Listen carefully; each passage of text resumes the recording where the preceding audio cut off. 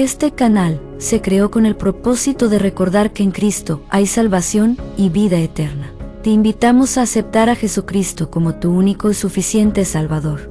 No regales tu alma a una condenación eterna.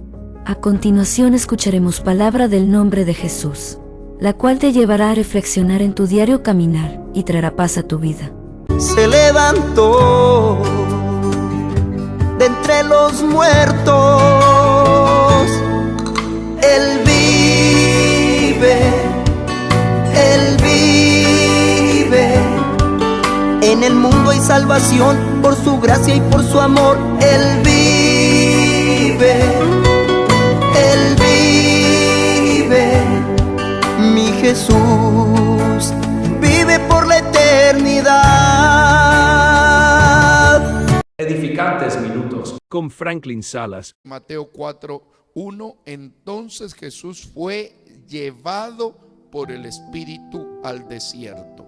Pero San Marcos 1:12 dice lo siguiente: y luego el Espíritu le impulsó al desierto. ¿Sí nota la diferencia?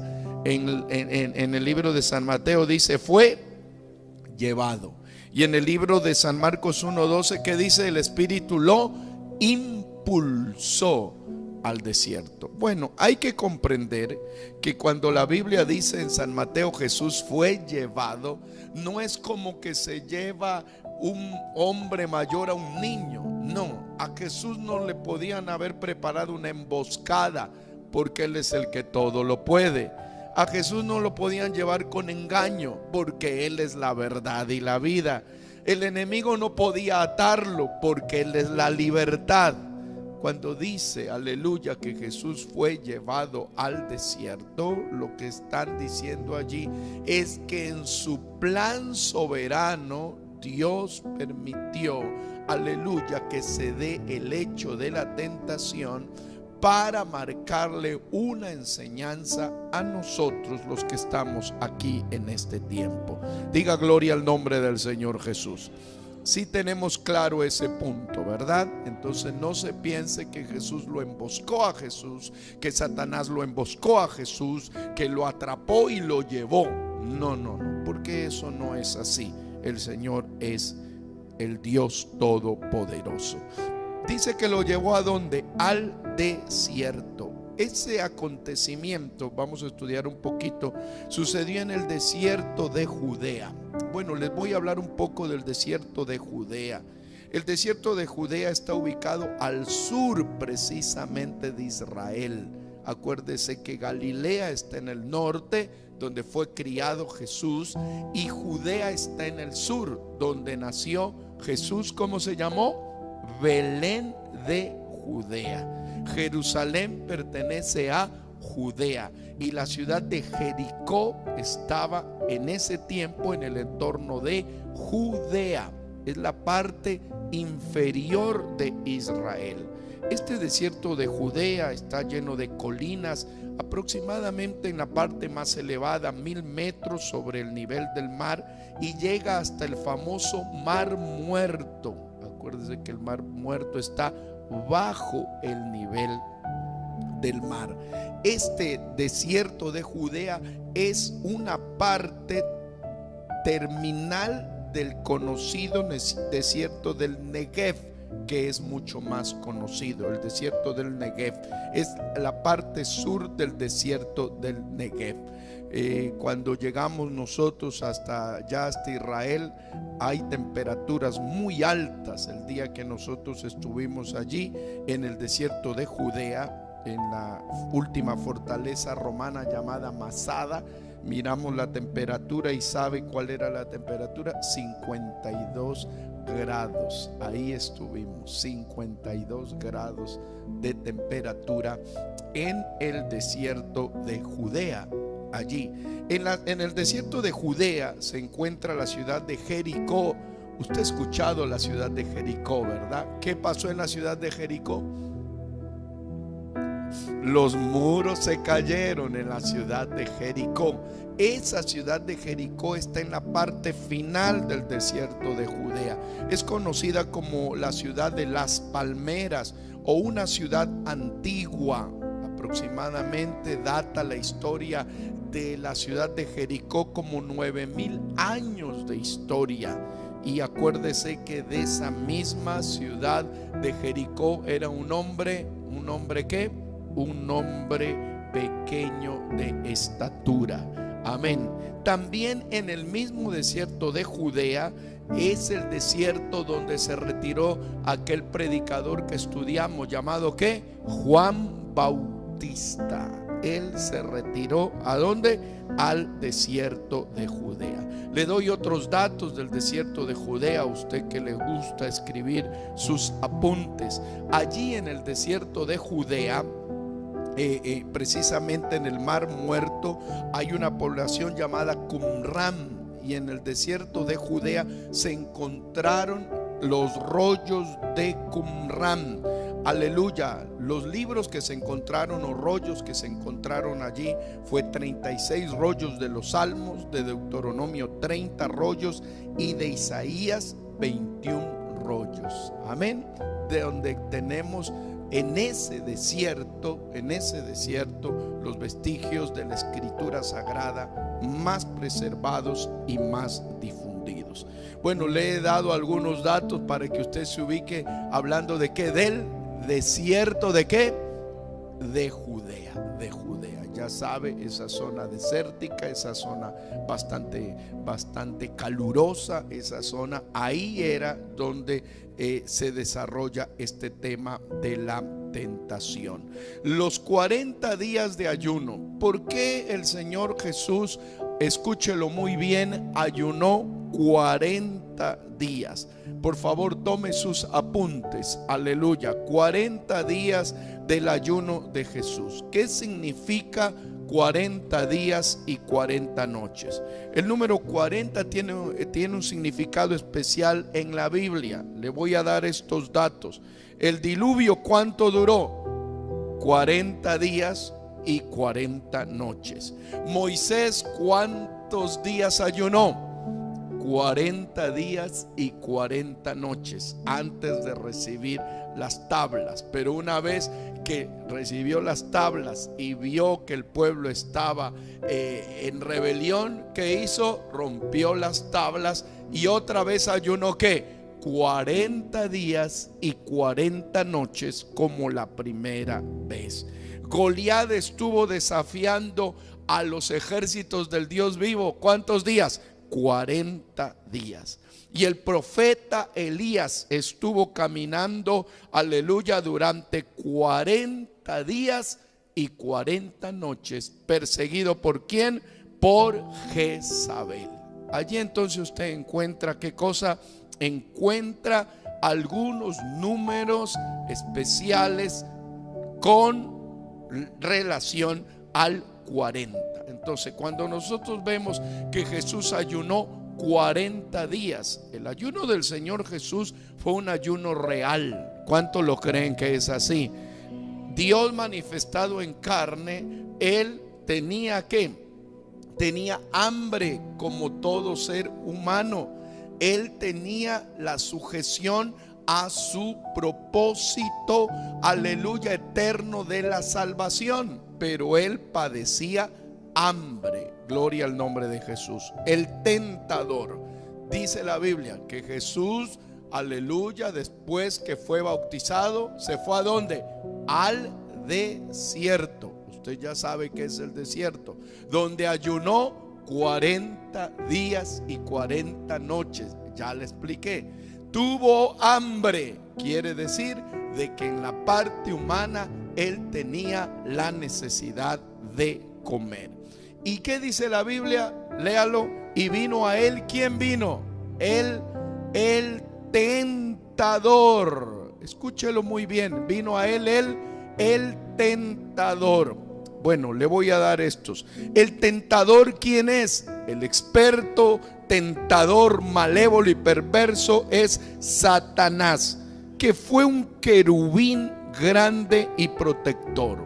Ezequiel 28 lo define y dice: tú, querubín, que es una división angelológica, como serafín, como ángel y como arcángel está que el querubín. ¿Cuál es la labor del querubín? Protector. Protector. Satanás era querubín protector. Yo te puse en el santo monte de Dios. Allí estuviste en medio de las piedras de fuego, te paseabas. Lea el versículo 15. Perfecto eras en tus caminos desde el día en que fuiste creado hasta que se halló en ti ¿qué? Dígalo, se halló en él ¿qué? Maldad. Él es el origen del mal. En él se encontró la maldad. Dice, a causa de la multitud de tus contrataciones fuiste lleno de ¿qué? De iniquidad y pecaste, por lo que yo te eché del monte de Dios y te arrojé de entre las piedras del fuego, oh querubín protector. Allí subraye dos palabras que son: te eché del monte de Dios y te arrojé.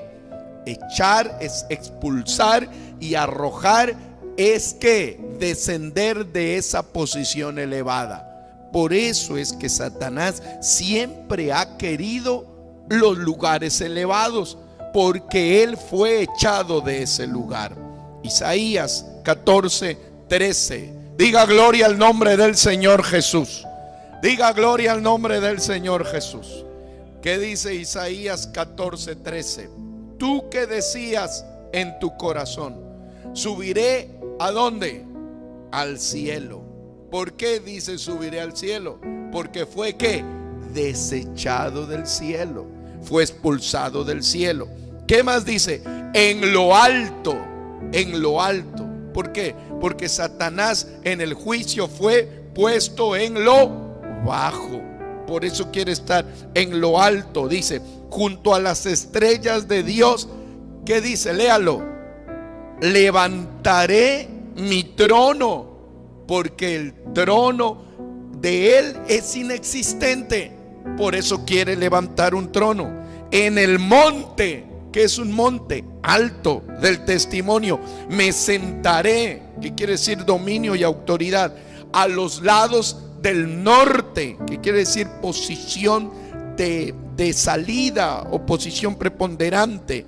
¿Qué más dice? Sobre las alturas, aleluya, de las nubes subiré y seré semejante ¿a quién? Al Elión. ¿Qué quiere decir Elión? Al Altísimo.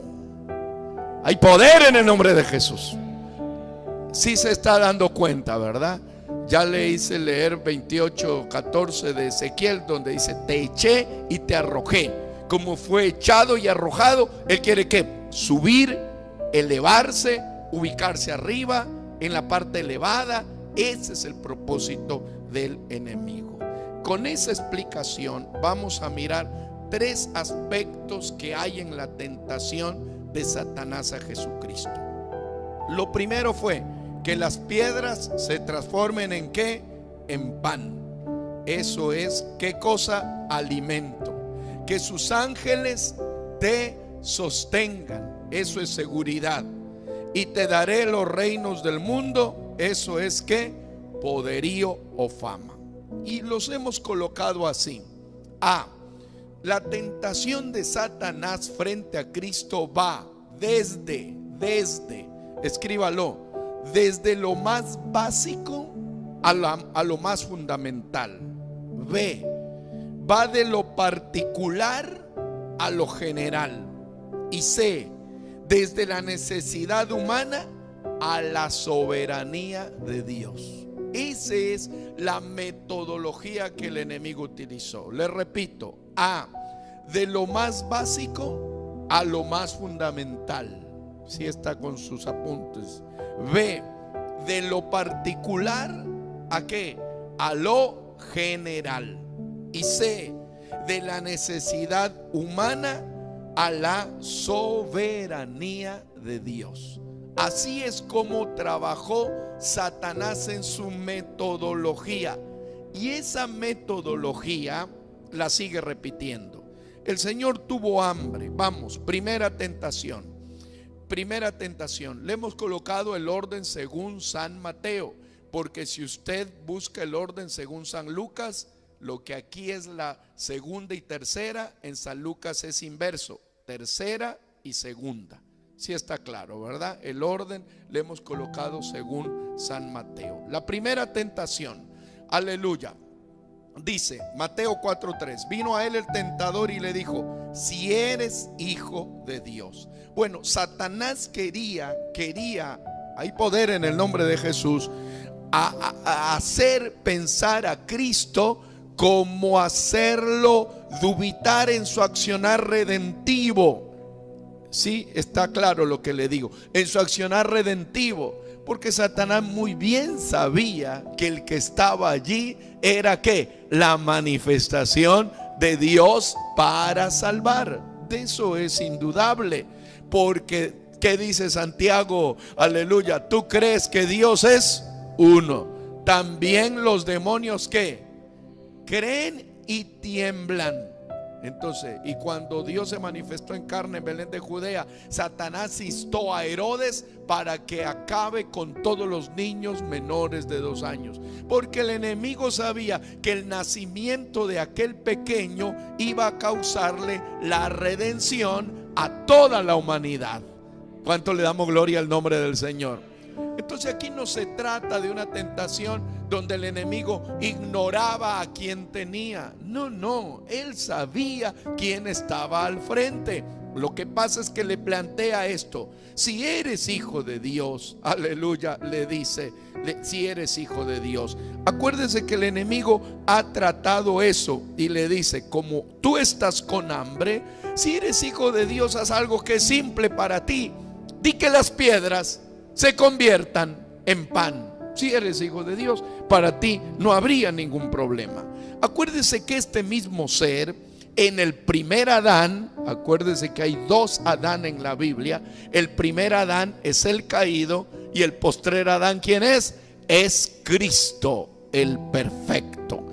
Pero al primer Adán le dijo, aleluya, hablando de su esposa, y vio la mujer que el árbol era ¿qué?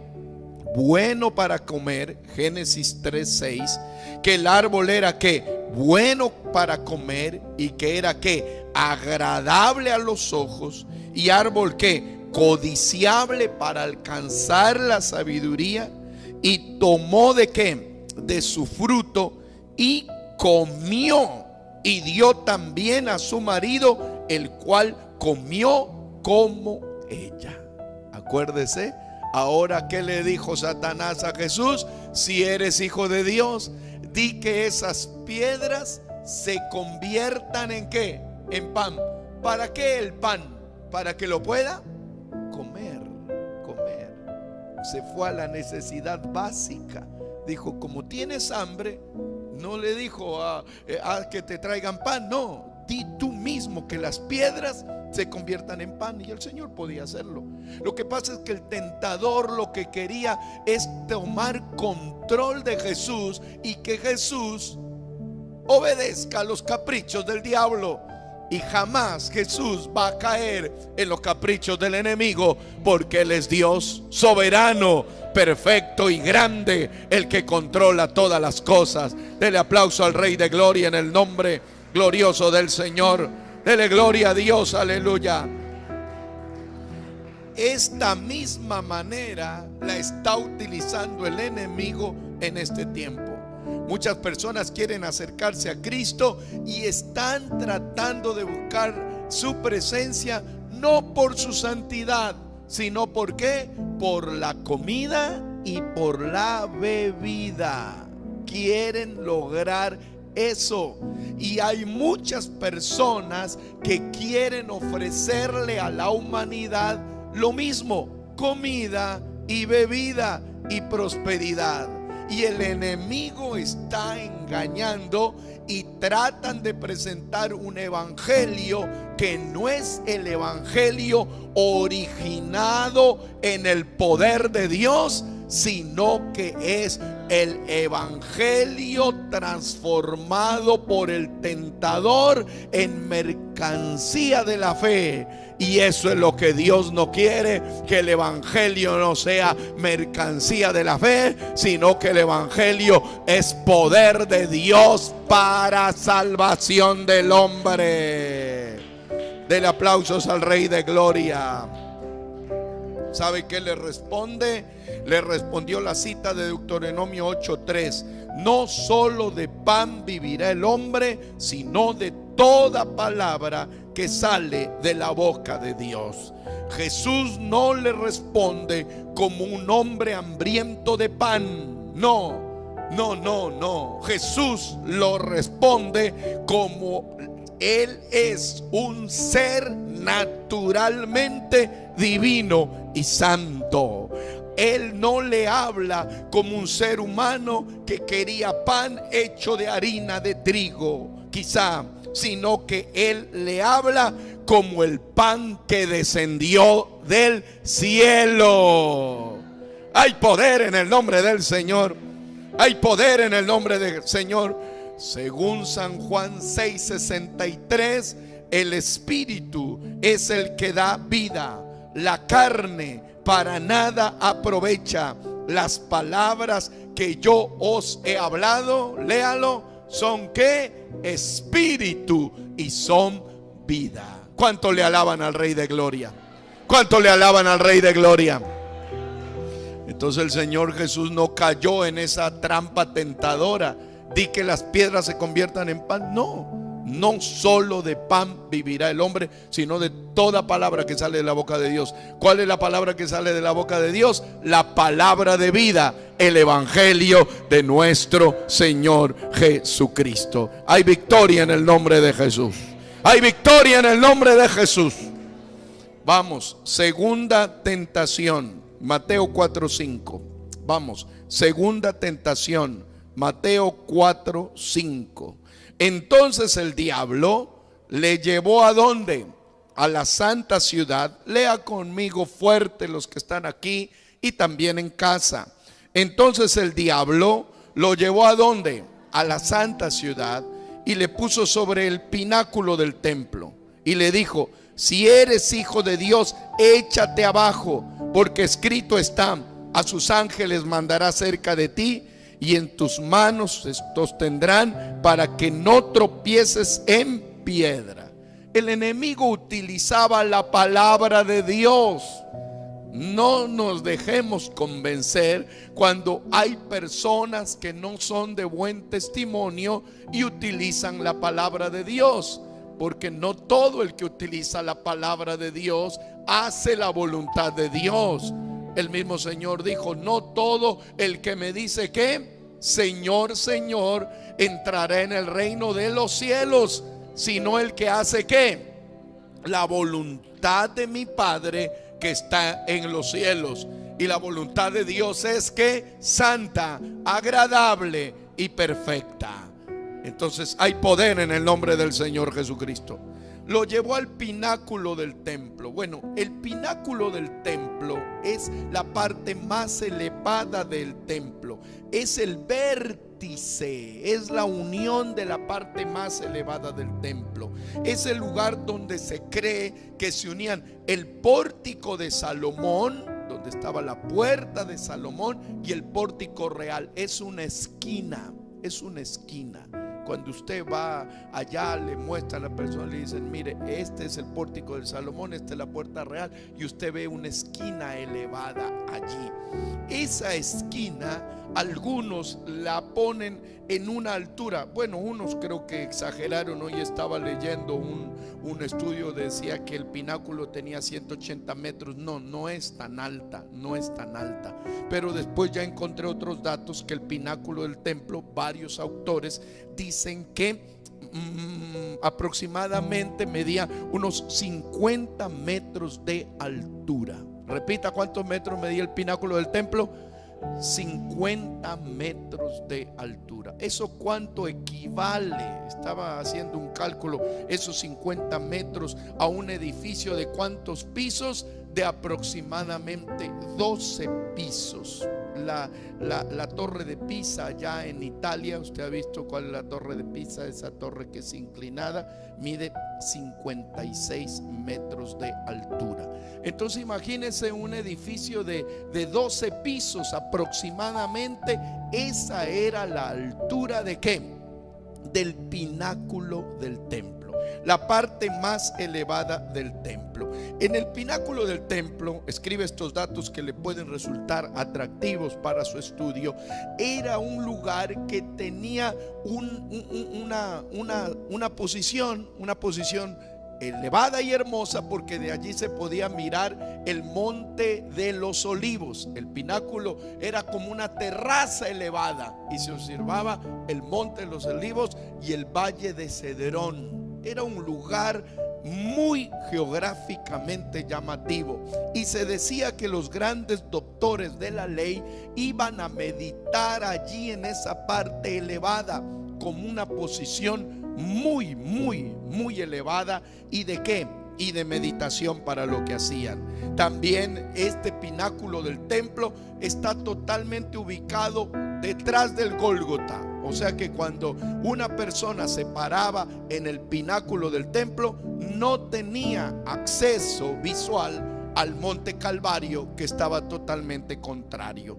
Entonces quiero decirles que en ese pináculo del templo el enemigo le dice: si eres hijo de Dios, haz algo, échate abajo, échate abajo. ¿Por qué? Porque escrito está: a sus ángeles mandará cerca de ti y en tus manos te sostendrán para que no te pase nada. ¿Sabe dónde está esa cita original? En el Salmo 91, aleluya, 11, aleluya. Ahí está eso, cuando habla el que habita, ¿qué? Al abrigo del Altísimo. ¿Por qué? Porque el enemigo se toma parte de la Biblia, ¿para qué? Para tentar a Cristo, que es el autor de la palabra de Dios. Pero el Señor le responde con Deuteronomio 6:16 y le dice: no tentarás al Señor tu Dios. Más que un diálogo que lo sabemos quizá de memoria, escúchelo bien, tiene un trasfondo. ¿Sabe por qué?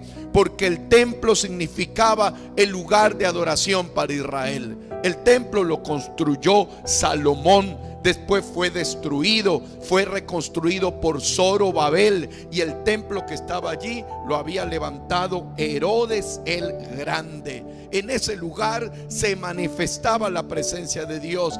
Fue construido en honor del Dios viviente, y pedirle que Jesús se arroje del templo, ¿sabe qué significaba también? Que todo esto que está aquí hecho no tiene sentido. Échate abajo. Este lugar que fue erigido para que la presencia de Dios se manifieste, mejor no le tengas en cuenta, y que se convierta un lugar de qué? En un lugar para que tú vayas al vacío. Era como que el enemigo decía: échate al vacío. Lógicamente Satanás, le recuerdo, no es que quería matarlo, no, porque Satanás sabía que el que tenía al frente era ¿qué? Dios manifestado en carne. Hay poder en el nombre de Jesús. Pero ¿qué es lo que quería Satanás? Que Jesucristo lo obedezca, ¿verdad?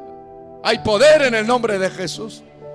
Usted imagínese a Jesucristo obedeciéndole a Satanás, no estaríamos aquí adorando al Rey de Gloria.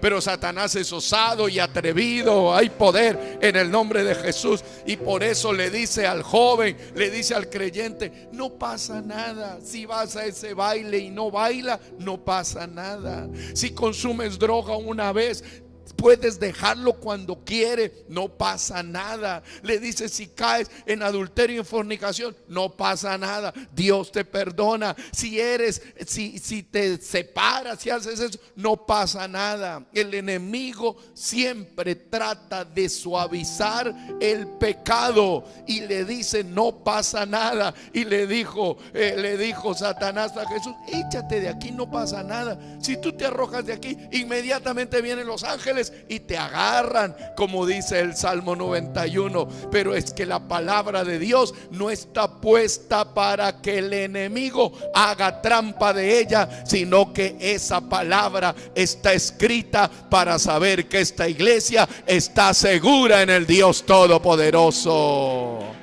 ¿Cuánto le aplauden al Rey de Gloria? ¿Cuánto le aplauden al Rey de Gloria? Hay poder en el nombre de Jesús. Hay poder en el nombre de Jesús. Hay poder en el nombre de Jesús. Hay poder en el nombre de Jesús.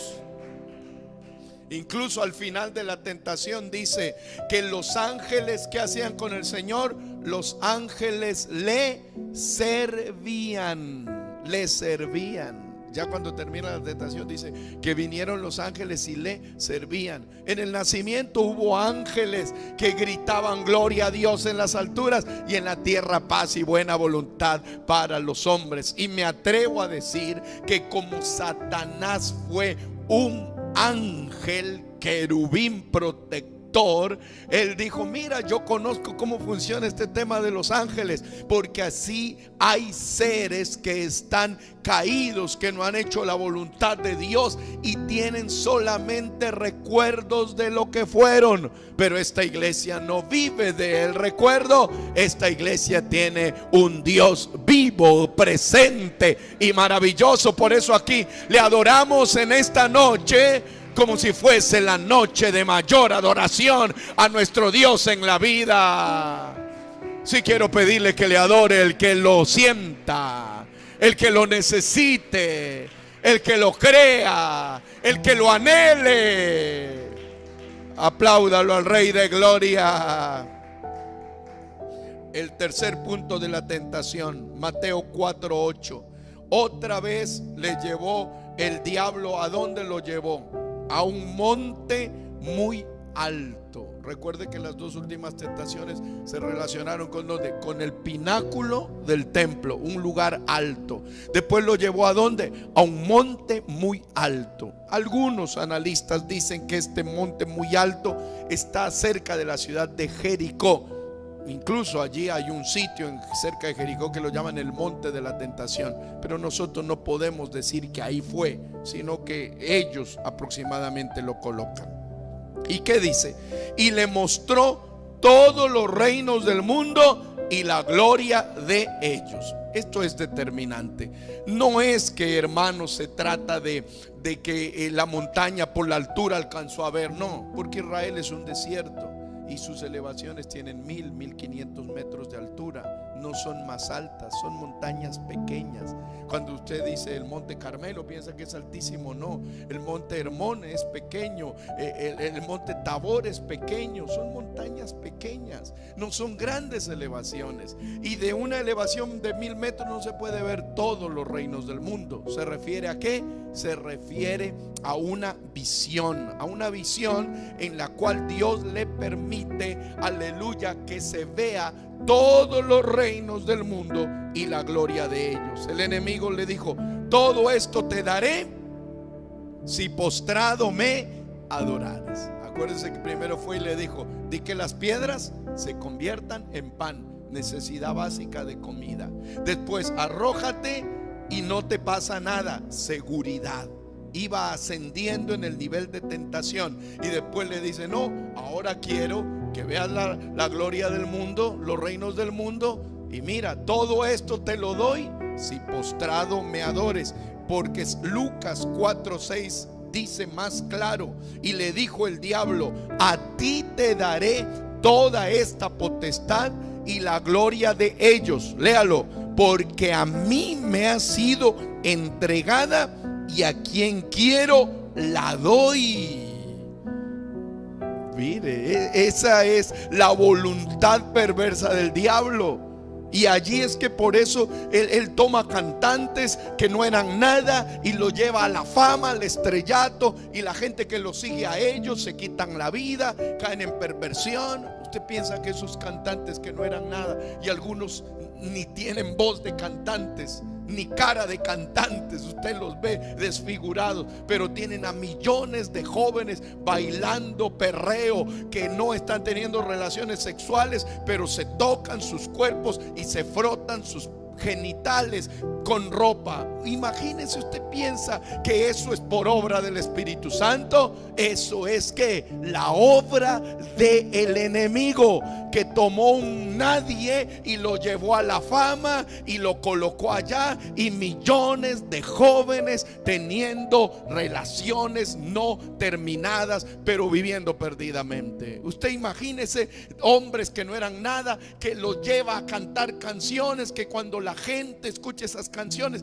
se quita la vida, se corta las venas, se dedican a tomar, se dedican a consumir drogas. ¿Sabe por qué? Porque son seres que han recibido la gloria del mal para perversión de la humanidad. Pero así como existen esos seres que destruyen y acaban por el poder del diablo, hay hombres y mujeres ungidos de Dios que llevan la palabra santa al mundo entero, y el que los escucha con atención no terminarán cayendo en concupiscencia de la carne, sino desechando el pecado y adorando al Dios vivo, real y omnisciente.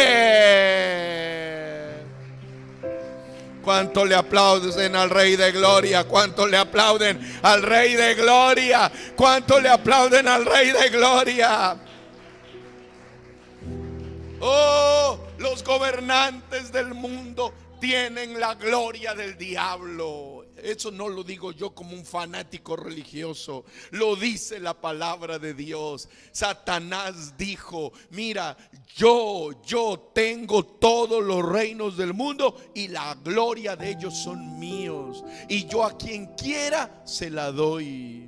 Por eso es de que toma hombres que no eran nada. Hubo un hombre que era un simple soldado sin tanta capacidad, y lo llevó a que gobierne una nación poderosa en la tierra, que declaró guerras mundiales y mató 6 millones de judíos. ¿Usted piensa que eso es por capacidad humana? Eso es por inspiración perversa. Usted piensa que las personas que no son nada, y después hay gente que dice: yo quiero tener fama, quiero tener poder, quiero tener gloria terrenal. Esa fama y gloria terrenal se la da el enemigo. ¿Y por qué se la da? Porque el hombre se la entregó cuando pecó. Pero ¿sabe qué dijo el Señor? Aleluya. Qué atrevimiento del diablo. Le dice: mira, todo yo te lo doy porque a mí me ha sido dada. Yo soy el dueño, pero de Jehová es la tierra y su plenitud, el mundo y los que en él habitan, porque él la fundó sobre los mares y le edificó sobre los ríos. En el mundo estaba, y el mundo por él fue hecho, y el mundo no le conoció. A los suyos vino, y los suyos no le recibieron. Mas a todos los que le recibieron, a los que creen en su nombre, les dio la autoridad de ser hechos hijos de Dios. Estaba hablando frente al Creador. Oh, hay poder en el nombre de Jesús. Hermana, adórele al Señor. Hermana, adórele al Señor. Hermano, adórele al Señor. Adórele al Señor. Exalte su nombre. Exalte su nombre. Ahí en casa puede exaltar el nombre del Señor. El enemigo le dijo: yo te daré todo esto si postrado me adora. Oh, alabanza. Usted imagínese, escuche bien, preste atención, hermana, escuche bien, que el Señor Jesús doble sus rodillas y le adore al enemigo. Aleluya. Imagínese qué situación, que Jesucristo se arrodille y le adore al enemigo. Es una situación que no tiene sentido. Pero el enemigo, en su alevosía y atrevimiento, ¿sabe qué? Dijo: mira, todo esto yo te lo doy, pero te voy a pedir algo: que tú te postres y me adores. Porque eso es lo que quiere el enemigo. Lo que busca el enemigo es que la gente lo aclame. Lo que busca el enemigo es que la gente lo reconozca. Pero ¿sabe qué? La gente no adora al diablo, la gente lo proclama, lo aclama, entra en frenesí, entra en una pérdida de control. No se puede comparar, aleluya, lo que la iglesia hace con el Señor que lo que la gente hace con el diablo. Cuando el enemigo ciega la mente, las personas se golpean, se matan, hay borrachos, hay muertes. Cuando hay conciertos de música, destruyen los asientos, los baños, hay pelea, hay tanto desorden. Pero cuando la iglesia se reúne a alabar al Dios vivo, hay victoria, hay poder, hay gozo, hay esperanza. El Señor le dijo: adórelo, vete, Satanás. Diga, ¿qué le dijo? Vete, Satanás. Aleluya. Porque vete, Satanás. ¿Eso qué quiere decir? El poder y la autoridad. Dijo: no molestes, no perturbes más, vete. ¿Y por qué fue tentado? ¿Sabe para qué? Para que nosotros nos demos cuenta que Él, siendo Dios, se manifestó como hombre y en la carne resistió la tentación. Y esta iglesia es templo del Espíritu Santo de Dios. Le dijo: vete, Satanás. Y le dice: porque al Señor tu Dios, dígalo fuerte, al Señor tu Dios adorarás, y a Él solo servirás. Hay un solo trono. Si lo cree, diga amén.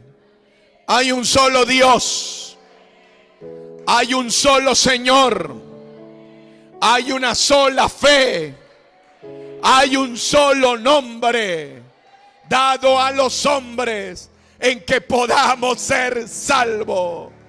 Solo hay alguien que se merece toda la gloria. Él no comparte su gloria con nadie. Él es Dios maravilloso.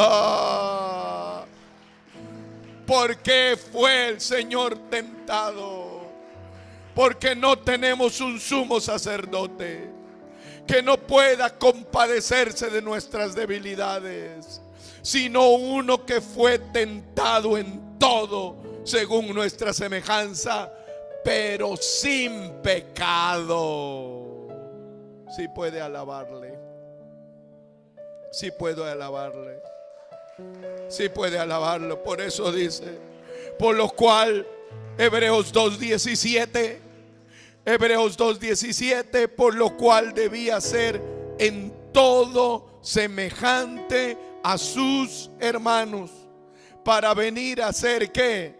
Misericordioso. Adore al misericordioso.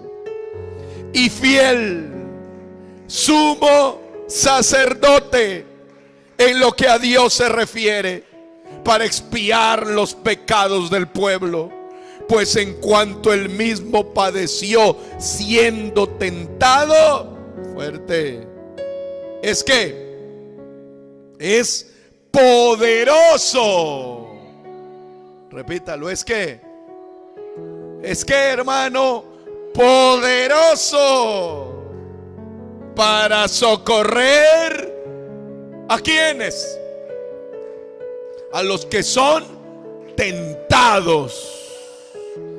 Si alguien en esta noche está siendo tentado por comida o bebida, hay gente que dice: aleluya, es que no tengo que comer, no tengo que vestir, no tengo nada. Y el enemigo le dice: mira, yo te doy comida, yo te doy bebida, yo te doy casa, yo te doy esto, pero abandona tu fe. No, nosotros tenemos algo más precioso, que es la salvación. No sé si usted se le ensancha el alma en esta noche. Usted diga: yo tengo la palabra de vida que inunda mi corazón.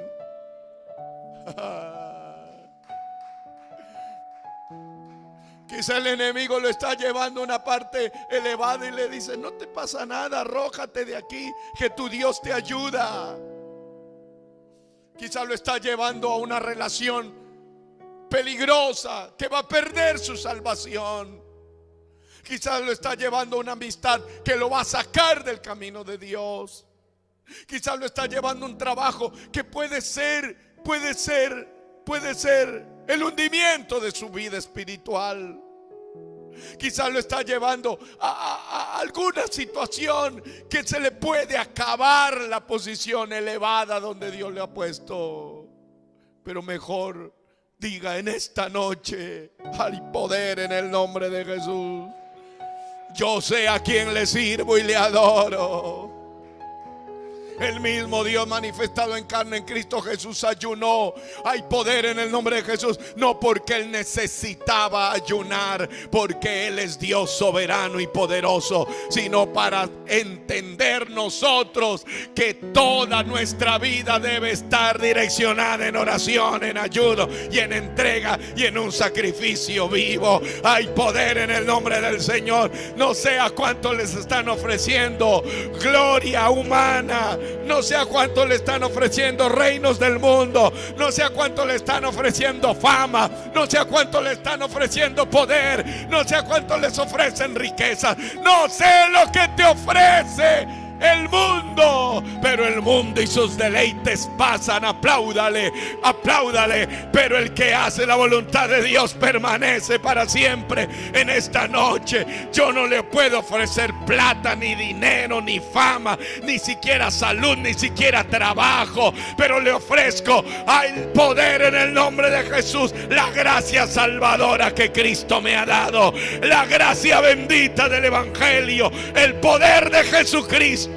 La tacita taracía. Le ofrezco lo que el Señor nos ha dado, el pan de vida. Le ofrezco la patria celestial por el Evangelio, el nombre de Jesús para perdón, el poder de Cristo para liberación, la autoridad de Él. Si le quiero pedir que le adore como nunca lo haya hecho, si le quiero pedir que lo aplauda, que le glorifique como nunca lo haya hecho, que se llene de la presencia de Dios.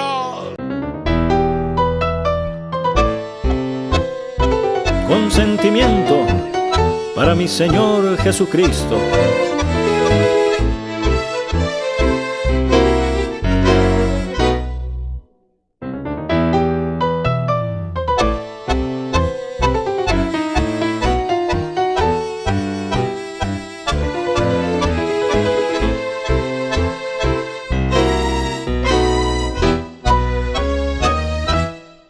Cuando el Señor llegó a mi vida, se fue borrando una herida que tenía en mi corazón. Porque aunque yo siempre reía, mi corazón no latía por la falta de un amor.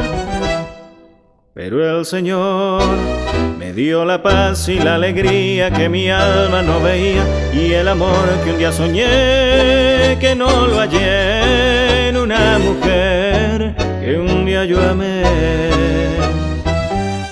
Señor, Señor, comprendo hoy que no hay amor como tu amor, que permanece fiel y sincero, que no se compra con el dinero, que permanece fiel y sincero, que no se compra con el dinero. Señor, Señor, comprendo hoy que no hay amor como tu amor, que permanece fiel y sincero, que no se compra con el dinero, que permanece fiel y sincero, que no se compra con el dinero.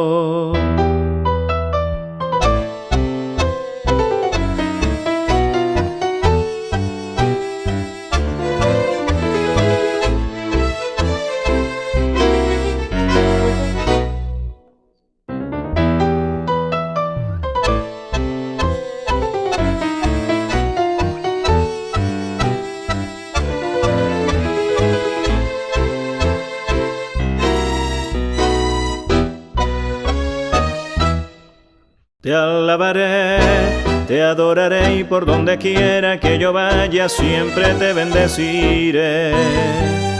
Te llevaré como la luz que me ilumina y como el fuego que camina por muy dentro de mi ser. Te cantaré y en tu presencia, sea que viva o sea que muera, siempre yo me gozaré, me alegraré, me reiré y no lloraré. Señor, Señor, comprendo hoy que no hay amor como tu amor, que permanece fiel y sincero, que no se compra con el dinero, que permanece fiel y sincero, que no se compra con el dinero. Señor, Señor, comprendo hoy que no hay amor como tu amor, que permanece fiel y sincero, que no se compra con el dinero, que permanece fiel y sincero, que no se compra con el dinero.